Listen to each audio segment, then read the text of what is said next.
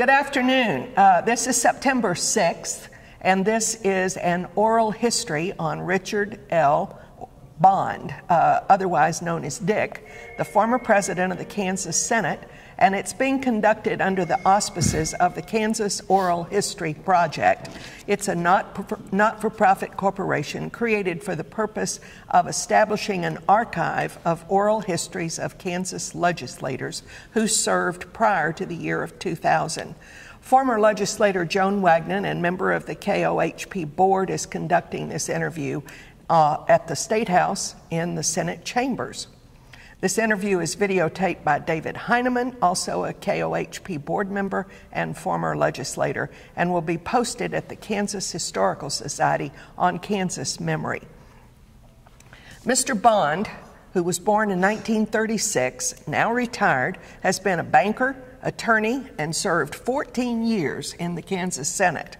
He currently resides in Overland Park with his wife, Sue, graduated from the University of Kansas, KU, in 1957, and from KU Law School in 1960. Prior to his Senate service, Mr. Bond spent 25 years as a top aide to several members of Congress. Is that correct? That's correct. He rejected opportunities for a congressional run himself. And then when the Senate seat opened up after Jack Walker became lieutenant governor, you decided to take office in 1986, and you sought it and you won.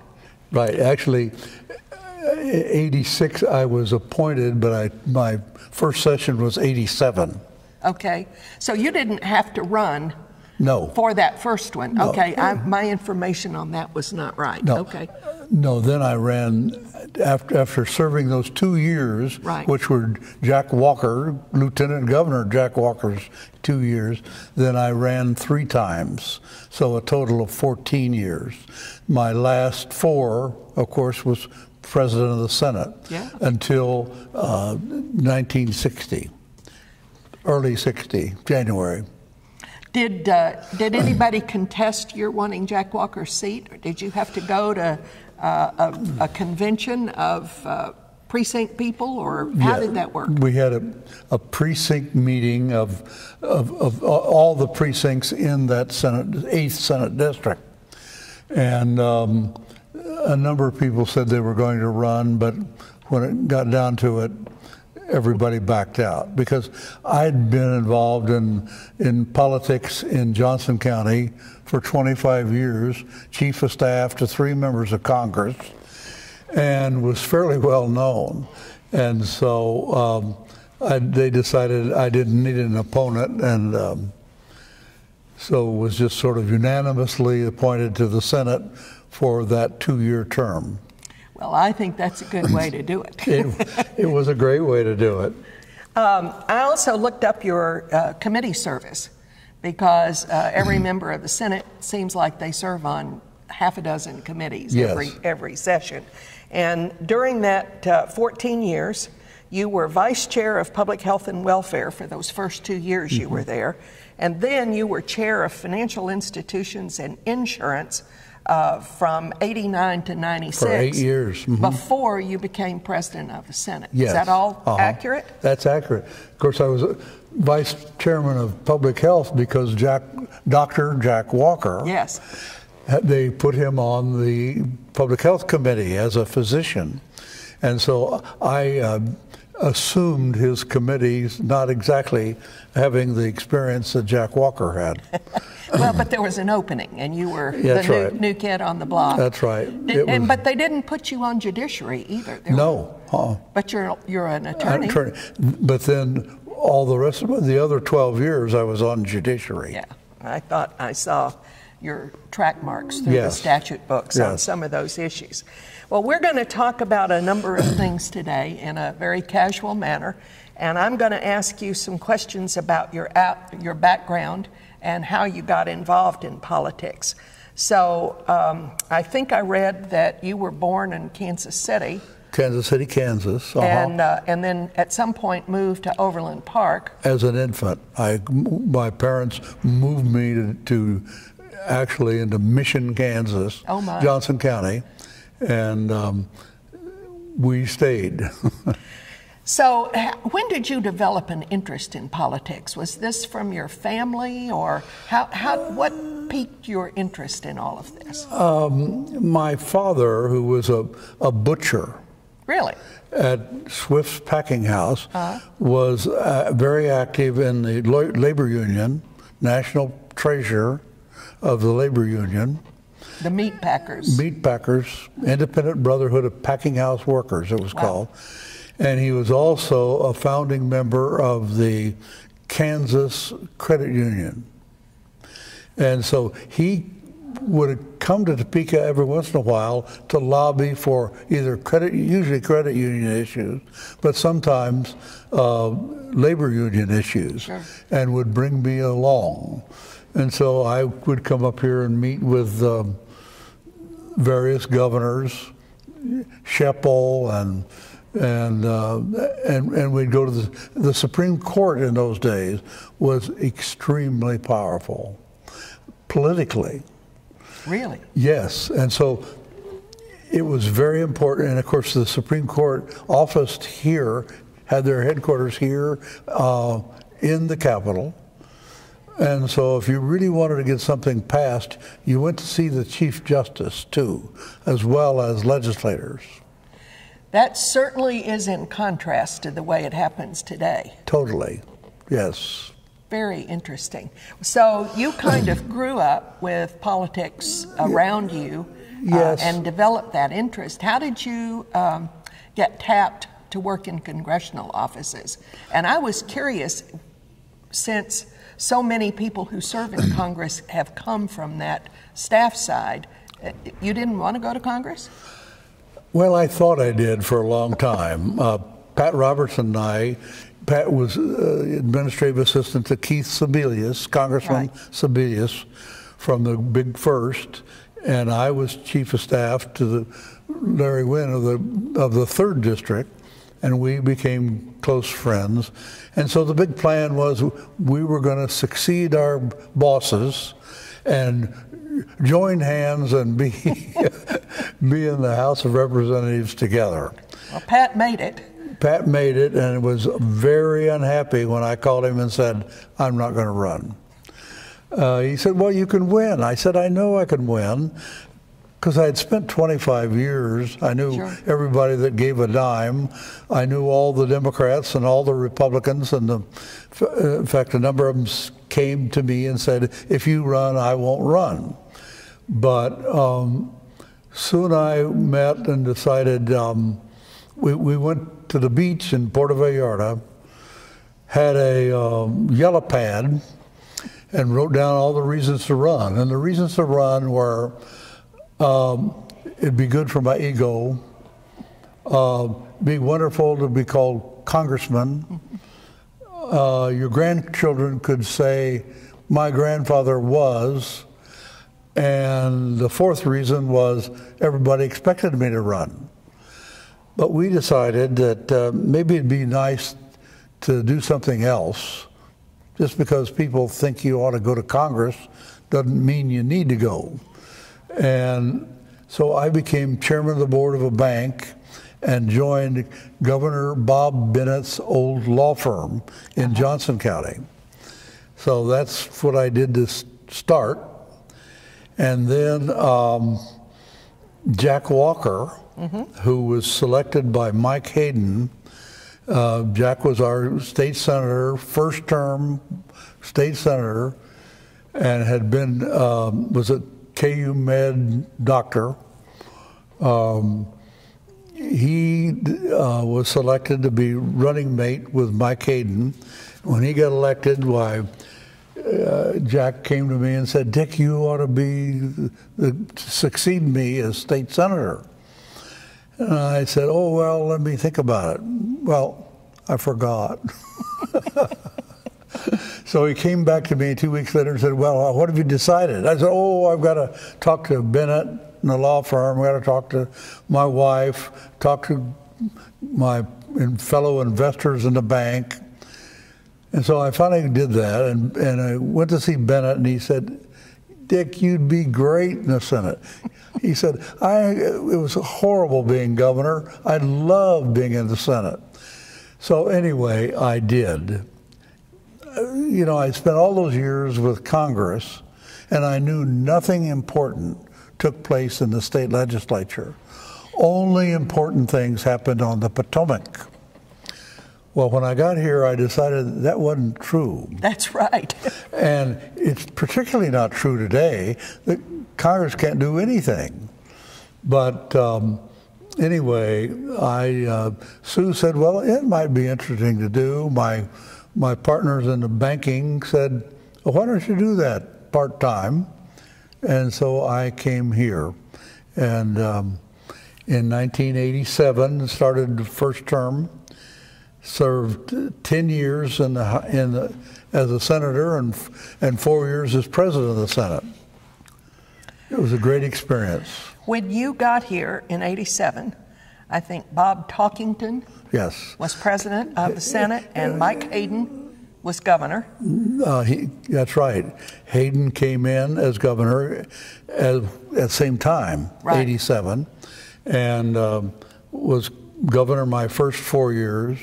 Joan Finney was governor my second 4 years, and then Bill Graves my last 6. Yes. Now, there were a lot of issues, and when I started going back through a lot of clips, you remember the famous clips that we all pass around. Yeah.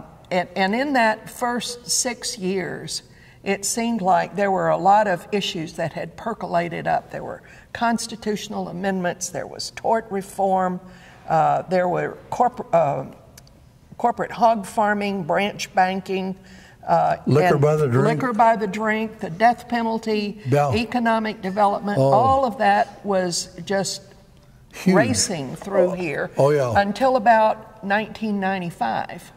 And then the issues suddenly changed a lot, and I think because of the composition of the legislature. So I want to talk about the composition of the legislature in a few minutes, but right now, of those issues that we just listed, which ones had the greatest impact on Kansas? Well, certainly liquor by the drink was a huge issue, and I've got to tell you a story. Oh, absolutely. I was, Jack Walker had been on Fed and State, so I went on Fed and State for that first 2 years. And I knew Ed Riley, who was chairman of the committee, and Ed, at the first meeting, said, okay, now, Carlin had been governor, and Carlin had pushed through these constitutional amendments. He did unbelievable things with a Republican legislature, pushed through reapportionment, pushed through liquor by the drink, and pushed through parimutuel, all in 1 year. In the '86 general election, we voted on those things. So anyway, I go to the first week meeting of Fed and State, and Riley looks out there and he said, you know, the Fed and State committee is going to have to write the bills for liquor by the drink. We don't have any legislation. And he said, there's only one member of this committee that's a lawyer. And that's me. I'd been there for 4 days. He said, so Senator Bond, you're chairman of rewriting all the liquor laws for Kansas. That was a wonderful experience. Well, it certainly was a huge experience. It was a huge job, and we did our best. So a lot of it needs to be rewritten, but I would agree with that. Yeah, but it was a huge change, and especially a huge change for my part of the state, where all the good restaurants were in Missouri, the bars, and the same thing's true all around the state. They went to Missouri, or they went to Colorado, or they went to Oklahoma. Or to someplace illegal. That's right. Well, yeah, we had those semi-legal bars. Yeah. The issue, because I was there in the House during that same period, and it seemed like what broke the logjam on a lot of that was the ability to have a local vote, so that some communities that wanted it could have it. Yes. And if they didn't want it, they didn't. They could stay dry. Yeah. Was that your doing? No. That may have been part of the language of the constitutional amendment. I don't recall. Yeah. And I don't recall either. But we had some, and I think we still have some dry counties. We do, but not very many. No. And so all of them figured out it was an economic development issue that would make hotels and restaurants grow. Now, what about the economic development initiatives of that time? We had the Tony Redwood Kreider report. Right. All of that came out of KU. And we had all of the banking issues. I remember having constituents on both sides of community banks versus the large banks. Yes. Did your banking experience help you a lot navigate that, or did you get interested in all of those things? It did. It put me on opposite sides of a guy named Jim Magg at the Kansas Bankers. Because Jim Magg had a high percentage of his members were small banks. Sure. And so they weren't particularly interested in branch banking. But from where I came from in Johnson County, they were very interested in branch banking into Missouri. And so, yes, we made some big changes in banking law. Education and tax issues also came up at that time. By 92, we had a number of court cases about education funding, right, and a number of attempts had been made to figure out what the formula ought to look like. But in 92, we passed a formula that changed the whole philosophy behind how schools are funded. Were you in part of that in any way? Because you were pretty influential by then. No, I wasn't particularly influential by then, but I, yes, was involved, but not on a committee. Okay. But obviously my school district was very interested in figuring out ways to get better funded because they had not been better funded. Yeah. And of course, at that same time came along funding for higher ed. And the regents had I'm trying to think of the name of that, legislation that you and I voted on. It was a reorganization of the governance mechanisms. Yes, but there was a program, a 3-year funding program for higher ed, and it only got funded 1 year. Oh, the margin of excellence. That's right, margin of excellence. So my first year in the legislature and my second year here, I introduced legislation to increase the cigarette tax pay for the margin of excellence. And so the chancellor at KU, the president at K-State, spent most of their time in my office cheering on this funding of the margin of excellence. I got it through the Senate twice, never could get it through the House. Yeah, the House thought there were better ways to pay for education funding, I think. Yeah, they didn't like that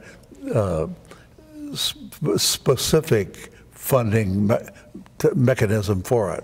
Right, and generally in the House Tax Committee and generally in the House, earmarking taxes was not something that people were interested in doing. Yeah. But I can assure you the chancellor and the president of K-State liked the idea. I'm sure they did. I want to read you a quote that I found when I was doing research on you for the interview. Bond left his state capital in much better shape than he found it. both literally as well as figuratively. Thanks to his fiscal skills and precision characteristics of his long political career, Bond balanced interest accrued between the state's unclaimed funds and pension accounts and raised $40 million for the renovation of the Kansas Capitol building, the first since World War I. He said, "The only thing I've done that will have lasting value and importance." Can we talk about the Capitol renovation? Let's because do it. You were just visionary in your approach to this. Well, I appreciate that, applauded, but the reality is when I became president of the Senate in 1986, no.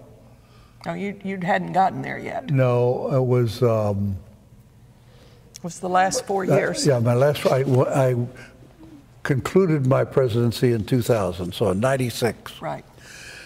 A member of the state architect group, a guy named Bill Groth, G-R-O-T-H, came to see me to tell me about the terrible problems we have in this building and how dangerous it is. Bill Groth said, you know, if you're on the fourth or fifth floor of this building and a fire starts on the first floor, you'll be dead in 5 minutes, because this center part of the building will just take the smoke right to the top. There were no alarms. There was nothing to stop a fire. And it was very, very dangerous. No extinguishers, nothing.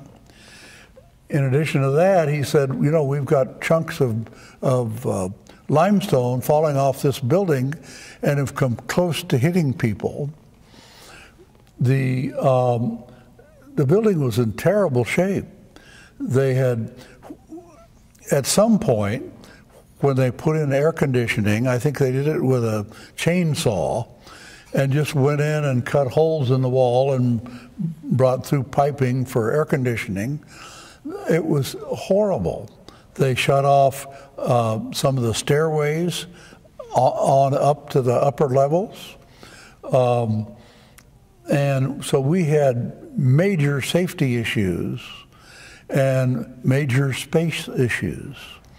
And so after hearing Bill Groth and others, I put together, well, I went to see the Speaker, and I went to see the Governor, and I went to see the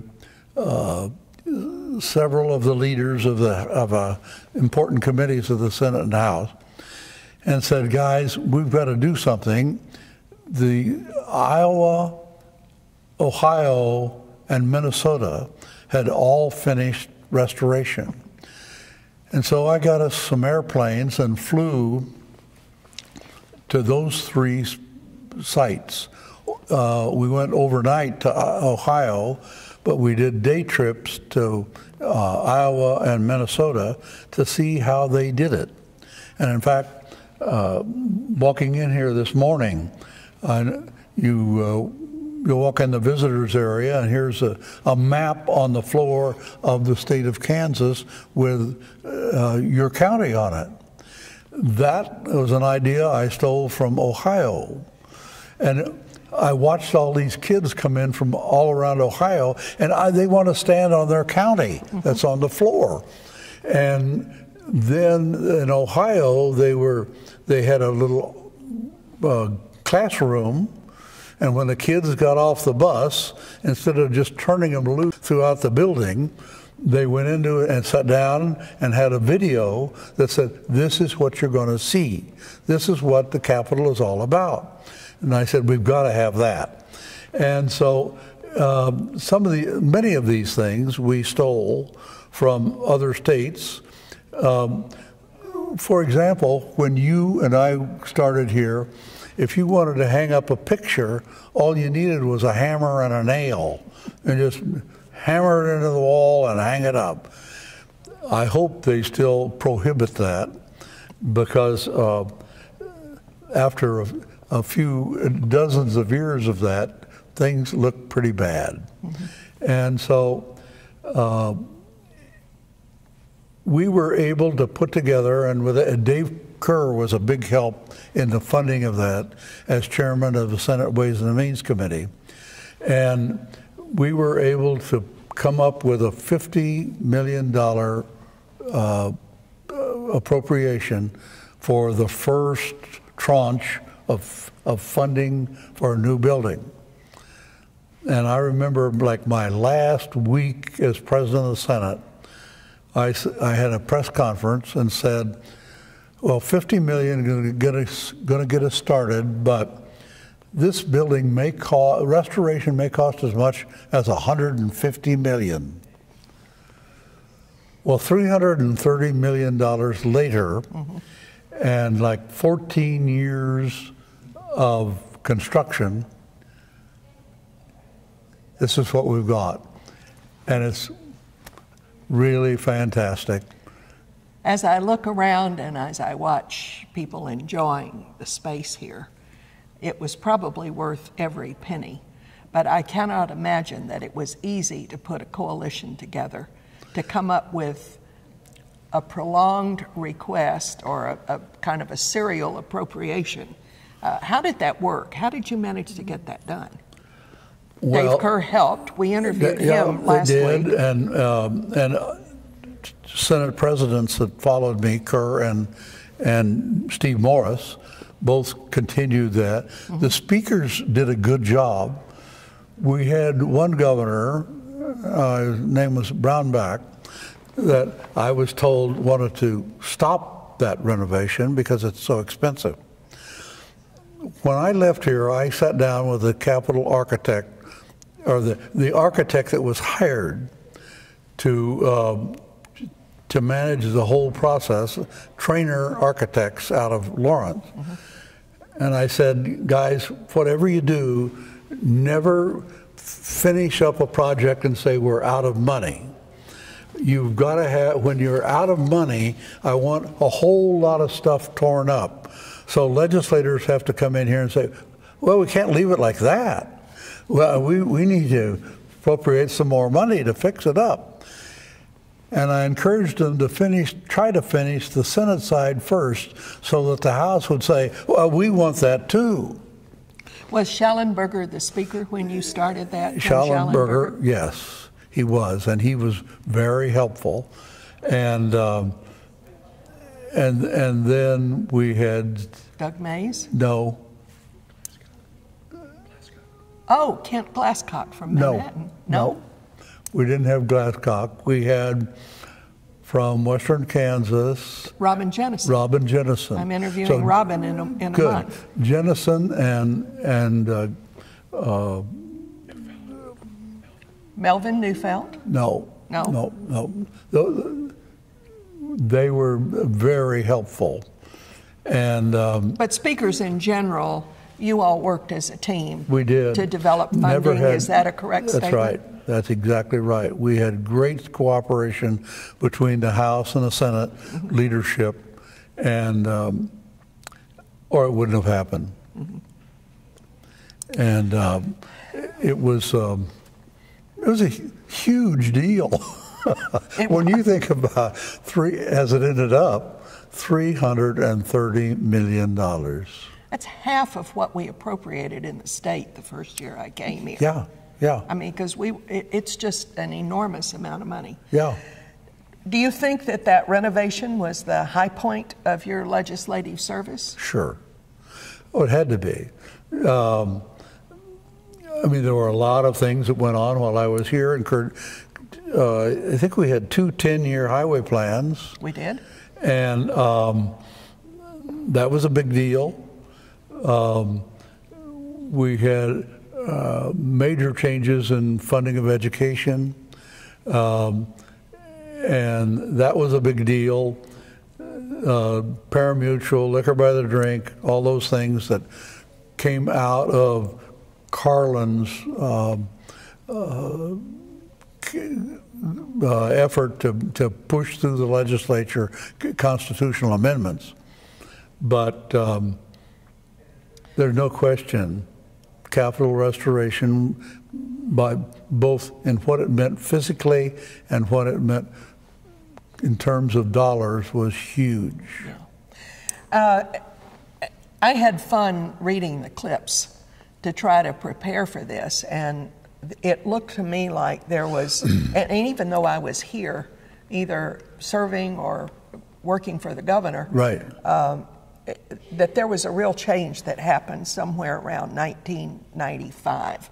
Reapportionment had changed the composition of the legislature, and the legislature began to become more conservative, perhaps not in the way that Kansas had traditionally viewed conservatism. There were some different political interests, and I'm thinking of Americans for Prosperity, Kansans for Life, and people were even saying we had 3 political parties. Yeah, what is your take on that? And I was curious whether or not you had any experience with the Koch brothers, Charles and David Koch. Yes, had some. But actually with Charles and Bill Koch. Mm-hmm. But the issue of the legislature becoming more conservative was not unique to Kansas.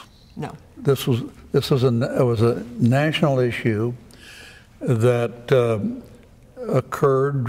You'll recall very well the South was a solid Democrat South, yeah.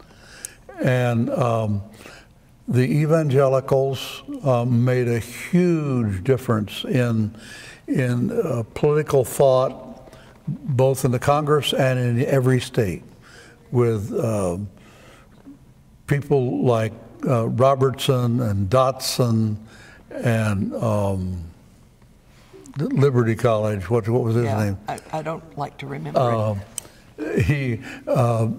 They made this major difference in who went to Congress, major difference in state legislatures.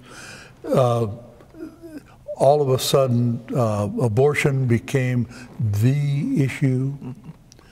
And yes, abortion was there when I was there, but it was the moderate Republicans and Democrats could always stop anything on abortion. And pretty much that was true for death penalty. However, in 1987, when Hayden was elected, he was elected on a platform of bring back the death penalty. And so he tried hard. I went on Fed and State Affairs because Jack Walker had been there. And when I got to Fed and State, it were even numbers for and against death penalty. And the chairman looked at me and said, "Where are you? You're the difference." And so I wouldn't tell him for quite a long time. And I went back to my law office and talked to Bob Bennett and said, "What in the world do I do here, Governor? I'm the swing vote to whether this goes to the floor or not." And he said, "Well, you probably ought to let it to the floor, and you probably ought to introduce something that says we'll move it forward without recommendation." It's what I did. That's good strategy. And so it got out of Fed and State and came to the floor of the Senate, and we defeated it. And then I introduced the bill to do a hard 50 as opposed to death penalty. And that passed. And that was the law for a while. And then finally, a sort of watered down death penalty, but a death penalty was passed. And I didn't like it. I never voted for it either. No. It's a tough issue, and it's one that people tend to vote their own personal beliefs and conscience on. Yeah. We did interview Ed Riley And he was chairing that Fed and State Committee forever. And he would carry the death penalty on the floor. Oh, yeah. Yeah. He enjoyed that.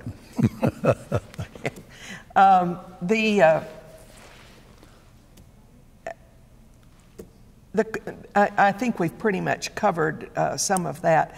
The leadership question is one that I like to ask, because as we have developed these series of interviews, people have different leadership styles, but they all are characterized by an ability to encourage others to come on board with some kind of a program and to move legislation. And in your earlier comment, you talked about how nothing ever gets through Congress anymore. Right. I don't know if we're at that point in the Kansas legislature or not. It seems to me that it still works. It just doesn't work perhaps quite as well as it did when people like you were in the leadership and understood that we had to get the government's work done. You want to talk about that? Well, I mean, you got a particular problem now, particularly in the Senate, with the president running for higher office. Mm-hmm. And so the president of the Senate has a totally different agenda than running state government. Mm-hmm. And I think that is harmful for progress. Yes, we always had leaders of the House and Senate that wanted to be governor, but I'm not sure it hampered progress as much as we have today. I would characterize some of those on the far conservative side as being filled with hate. Mm-hmm. I know that's strong, but I believe it. And certainly it's true in Washington. There's a lot of hate. When I first went with the Congress in 1961, Republicans and Democrats were going out every evening for a beer. They played golf on the weekends because in those days, congressmen only got one free ride home per month. Their families were in Washington. They knew each other's families. And it was different. Today, in Congress, they fly in and out on Tuesdays and Thursdays, or at least Mondays and Thursdays. And their families are not there for the most part. They don't know each other's families. They don't play golf together. And the camaraderie is gone. Mm-hmm. And it is a much tougher atmosphere to get anything passed because you don't know each other. I'll never forget my boss, Larry Wynn, was on the Space Committee, Committee on Science and Technology, the Space Committee, back when it was at its high point. Mm-hmm. That's when we were post JFK. Mm-hmm. We're going to go to the moon. I was involved with all those astronauts and knew them all, and Larry Wynn was involved with them. And the Democrats and the Republicans worked together. I mean, they had their arm around each other and say, we've got to be in this together.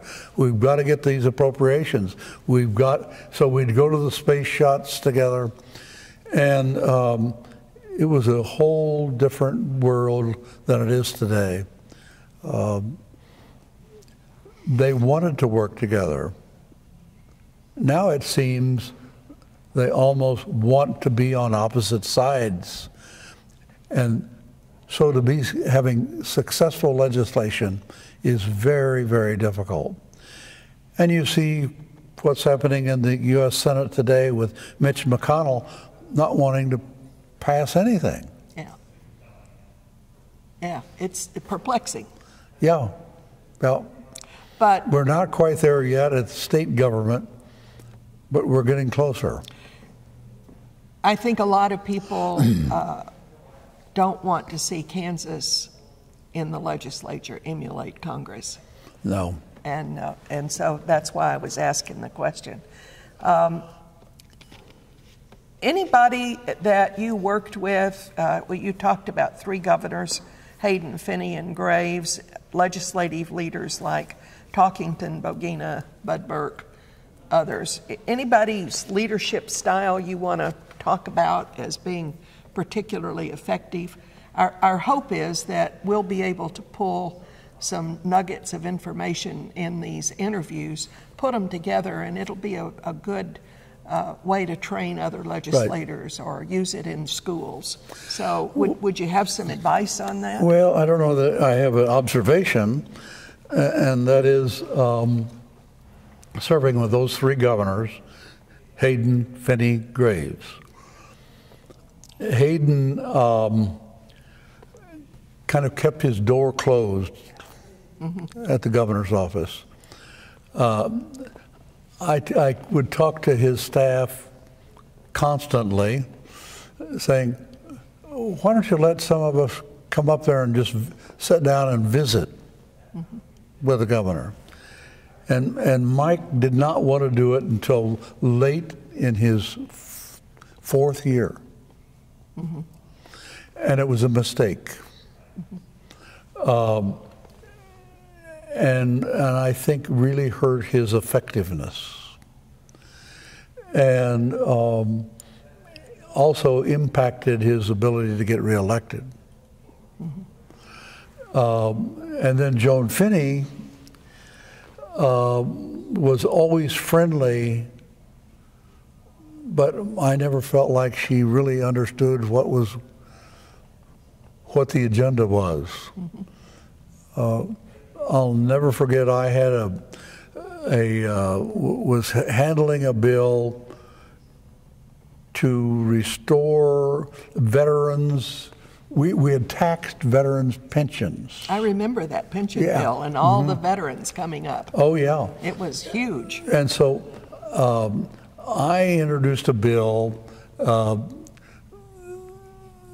to restore the veterans, to relieve the veterans of having to pay tax on their pension. And it was flying through. And the governor called me down to her office to tell me she didn't like that bill. And so I'll never forget, I walked into the governor's office and all the seats were full but one for me. And I sat down and said, Governor, it's good to see you.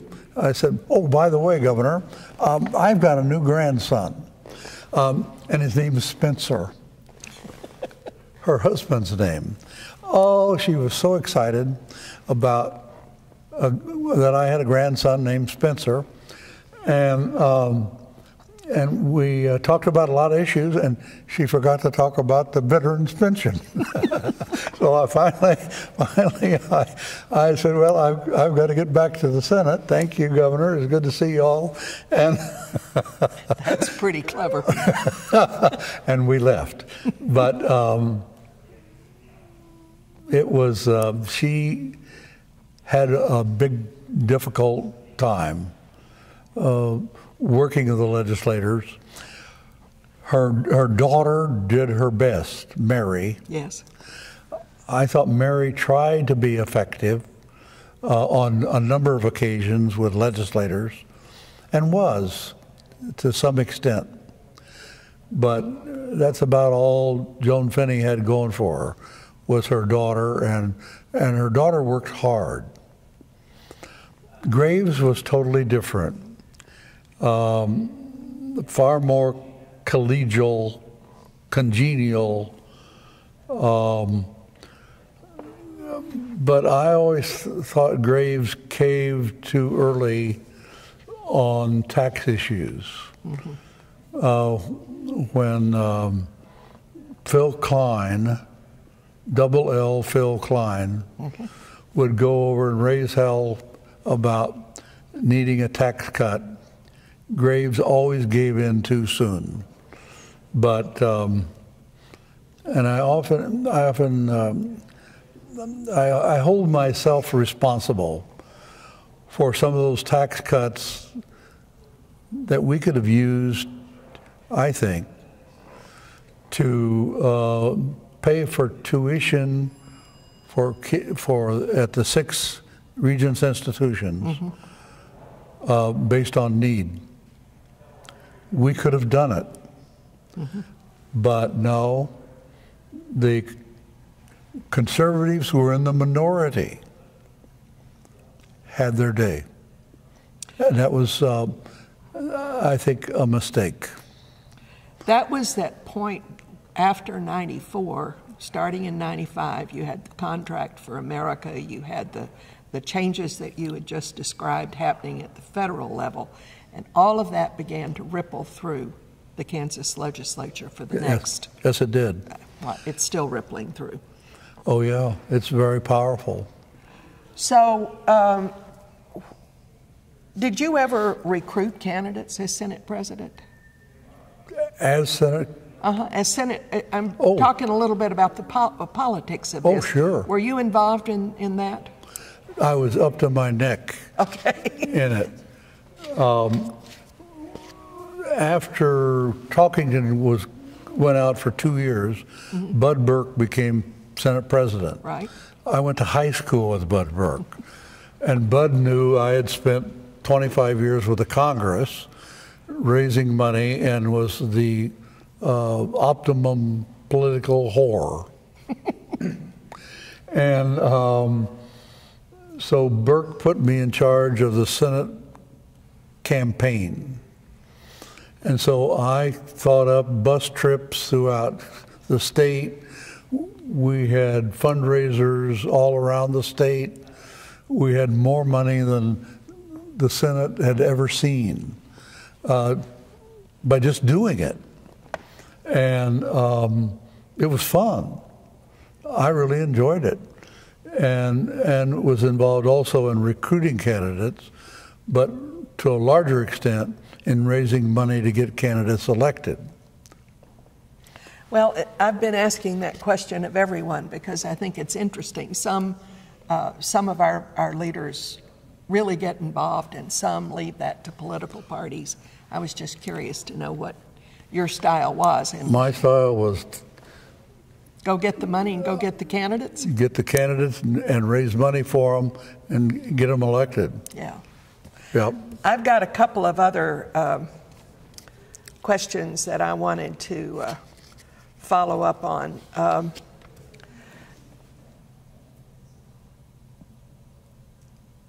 When you look back on the last 19 years since you left the Senate, how do you see the political culture of the state? The rural versus the urban, the religious fundamentalists versus the secularists. And we talked a little bit about the abortion issue and how that's changed. But overall, it seems like the culture is very different than when you were leading. There's no question. There's no question. If I walked onto this Senate floor today, there are still a few people around, but only one would come over and hug me. And he's the Senate Minority Leader. Anthony Hensley. Because of the relationship we had. The second day I was president of the Senate, I went to Anthony Hensley's office. And he saw me come in and said, "What are you doing here?" And I said, "Well, I intend to be here often, unless you throw me out." And so I'd go over there and see him. And there were occasions when Anthony would say, "Would you come over and explain the highway bill to my people?" Our relationships, Democrat, Republican, were warm. 90% of the time. it was not nearly the kind of partisan relationship they have today. And I think that is a horrible mistake. If you want cooperation, if we're all really want the same thing, why aren't we working together? But they don't. And so I'd ask you, will it ever turn around? I don't know. It's hard to determine what is the basis for the loss of that. I think you're right. Relationships are a key to everything, and the reasons why people run. Right. You ran because people wanted you to. Yeah. You ran because you had a lot of experience in this, and quite frankly, you enjoy being in the middle of both the politics and the policy. But a lot of people are up here because they're one-issue people. They want to cut taxes. They want to stop abortions. And if you don't get to do that, you don't get involved in other things. I think it's the lack of a more generalist agenda, perhaps.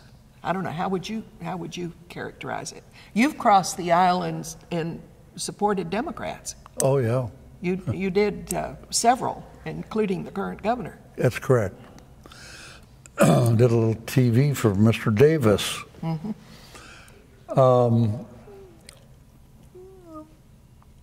And I don't know whether I would have done that many years ago,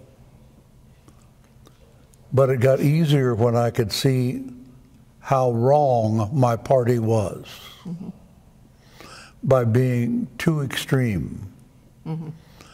And I felt Sam Brownback was a friend of mine, and his family were friends, but his policy I felt to be really bad for Kansas, and it proved to be bad for Kansas. Mm-hmm. And we haven't recovered yet. But I think somebody has to be responsible. And who is it that's going to step up? And the problem the Democrats have is they don't have the numbers. So it's terribly hard for Democrats to lead in the legislature when you're so greatly in the minority, unless they can get enough moderate Republicans to join with them. Mm-hmm. And that's kind of varies from year to year in the House. Now, when I was here, the moderates controlled, and it was far easier, far more sane. That's why I asked the question about whether or not you were involved in candidate recruitment. Mm-hmm. It seems like sometimes that candidate recruitment has been left to interest groups. Yes. Not political parties or legislative leaders. Do you think that's an accurate assumption? I think it is accurate. I think there's no question the Right to Life movement has recruited a lot of candidates, mm-hmm. and early on in primaries put a stamp of approval on. And we've got that today with Chris Kobach, mm-hmm. is a viable candidate because he, like Donald Trump, has a base. Mm-hmm. And a Chris Kobach can win with 20% base if you have enough candidates running in the primary. There's a lesson there. Huge lesson. Yes. And they're beginning to get out of the race. I'm not, but perhaps others will get in. The worst thing for a political candidate is to have a mirror. You look in the mirror and you really think you're important. Yeah. Well, we've covered a broad range of topics, and I think I've covered just about everything I can think of. I don't know how you go through 14 legislative sessions in an hour, especially for someone that was as involved as you were, but I want to offer you the last word. You can look at David in the camera and tell them whatever you think people need to know about why it is important for the Kansas legislature to... I'll let you finish the sentence. Well, as I said, I wasn't interested in coming to the Kansas Senate because I had spent 25 years as chief of staff to members of Congress and knew how important it was. Everything that happened on the Potomac was so important. And till I got here. And all of a sudden I found out that every day you're dealing with things that affect families and affect life and affect jobs. And what could be more important than that? And so I think it's getting worse in Washington. The Congress won't do anything. And now we have a president that's doing everything by executive order, which is so dangerous. And it gives greater importance to state legislatures and greater importance to all of us recruiting quality people who care about education, who care about the quality of life, and care about the future of Kansas. That's really important, and that's our job. It's a great way to finish this interview. Thank you so much. You're welcome. Thank you. On behalf of the Kansas Oral History Project, I'm Joan Wagnon, and we thank you for being here today.